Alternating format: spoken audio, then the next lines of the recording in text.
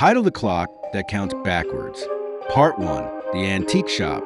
Elliot Gray loved strange things, antique books, dusty trinkets, and relics with forgotten histories. So when he stumbled upon a curious little shop on a rainy evening tucked away in a narrow alley of Marlow City, he couldn't resist stepping inside. The sign above read, "Timeless Curiosities." Inside, the scent of old wood and candle wax filled the air.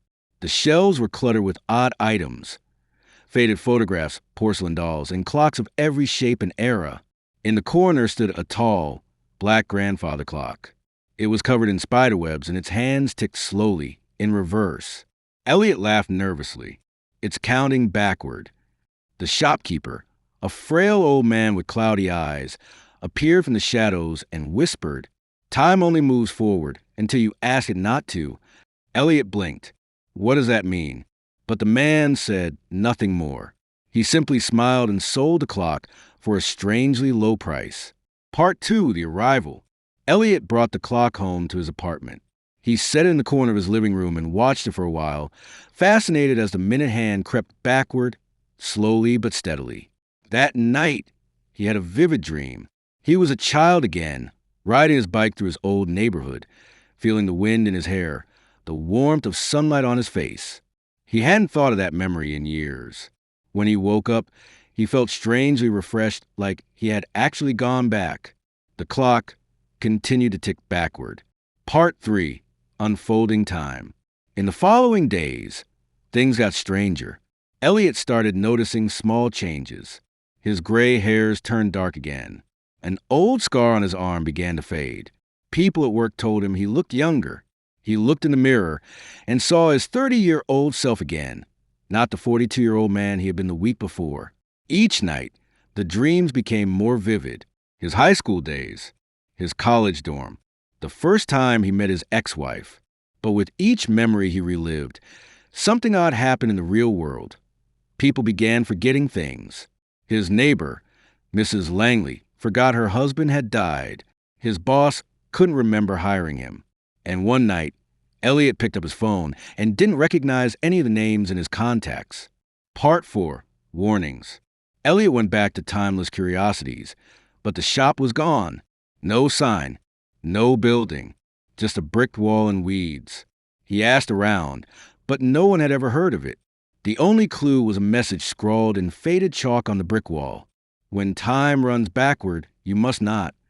Disturbed, Elliot returned home. The clock now ticked faster, every second erasing another from his life. He started forgetting things. Where he left his keys, his mother's birthday, even his own address.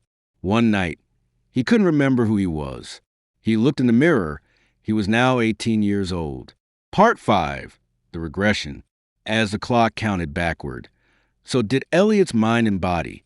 He found old school books on his shelf he didn't remember buying. His apartment began to look like it used to. Outdated wallpaper, old furniture. Even the city outside changed.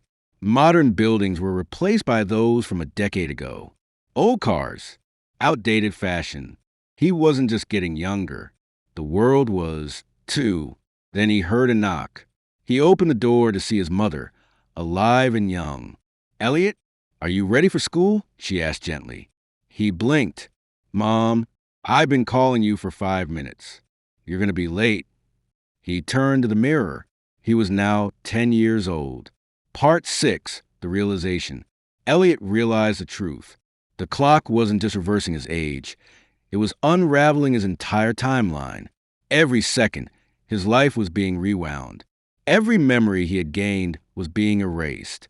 He tried to destroy the clock, but the moment he touched it, it whispered. A voice, his own, echoed inside his head. "You wanted time back. Now it belongs to you." He fell to the ground, trembling. What happens when the clock reaches 0? Part 7, The Final Hour. He watched the clock tick backward to midnight. Everything froze. No air, no sound. He was floating in darkness. Then he opened his eyes. A bright light surrounded him, and a gentle voice whispered, "It's a boy. Congratulations." Elliot screamed, but no sound came out.